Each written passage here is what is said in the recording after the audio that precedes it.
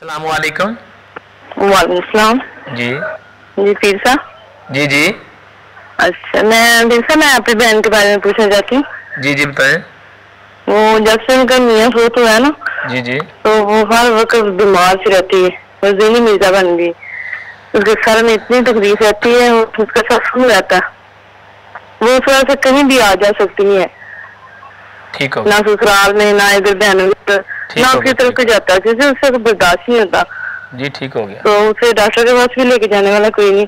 जी ठीक हो गया। तो अगर आपको वजीफा बता दें। जी ठीक हो गया।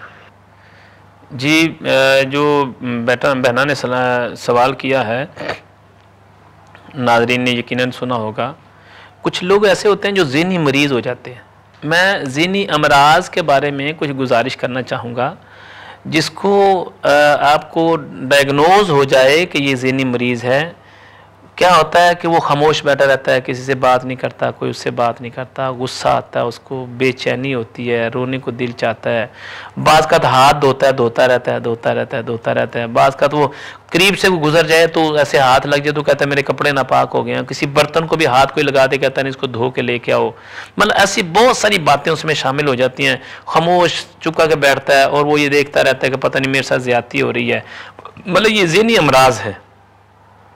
आजकल के दौर के अंदर ये जो ईमान के डकैत बैठे हुए हैं, डकैत हैं ईमान के, ये ईमान के डकैत हैं जो बताएंगे जनाब इसके ऊपर जादू हो गया है, इस पे जिन आ गया है, इस पे भूत आ गया है, ये जादू का इसको मरीज हो गया, ये तो इसके ऊपर किसी ने कुछ कर दिया है और उसने ऐसा किया है कि एक हफ्ते में मर जाएगा, नौजुबिल्लाह मिन ज़ालिक, ऐसी बातें करते हैं।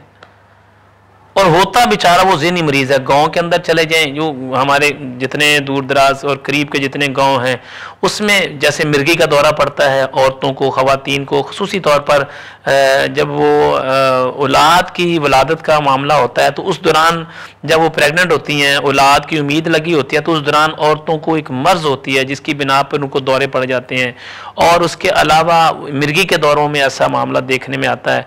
अब वो जादू टूना जो ये बैठने वाले ईमान के डकैत है ना, अल्लाह वालों की बात नहीं कर रहा, नेक लोगों की बात नहीं कर रहा, ईमान के डकैतों की बात कर रहा हूँ।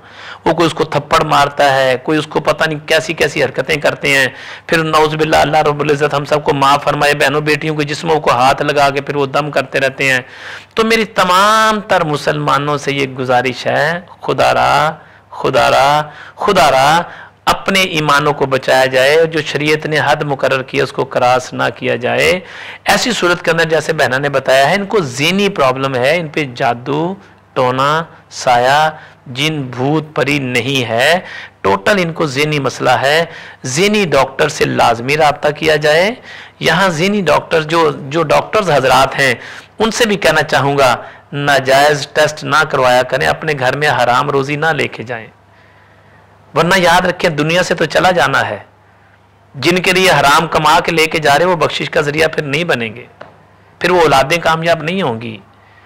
फिर उनको ऐसे अपनी लेबॉर्ट्रियों से टेस्ट करा के लाओ, अपनी मेडिसिन बनाई हुई है, ठीक है कंपनी है मेडिसिन बनाई है, दें, इसका एतराज़ नहीं है, लेकिन नाजायज़ ना किसी से किया जाए।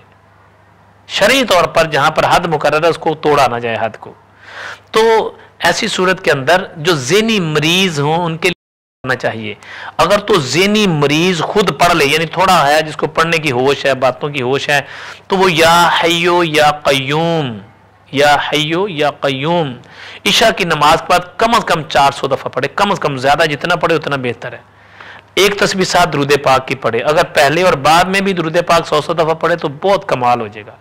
और फजर की नमाज के बाद 400 मरतबा ही पहला कलमा पढ़ ले, पहले बाद में 100 दफ़ा दुरूद पाक पढ़े।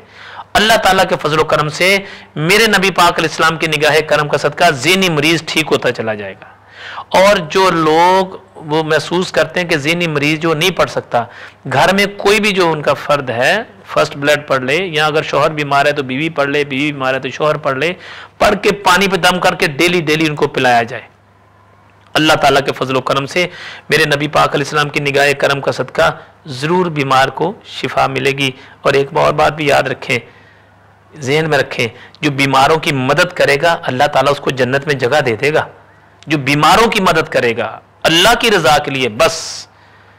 और ये जो लोग तवीज़ दागों वाले बैठे हुए हैं, जो ईमान के डकैत हैं, अल्लाह वालों की बात नहीं कर रहा, ईमान के डकैतों की बात कर रहा हूं, जो लोगों के ईमानों के साथ खेल रहे हैं। याद रखो, ऐसे लोगों के पास जाना गुनाह है।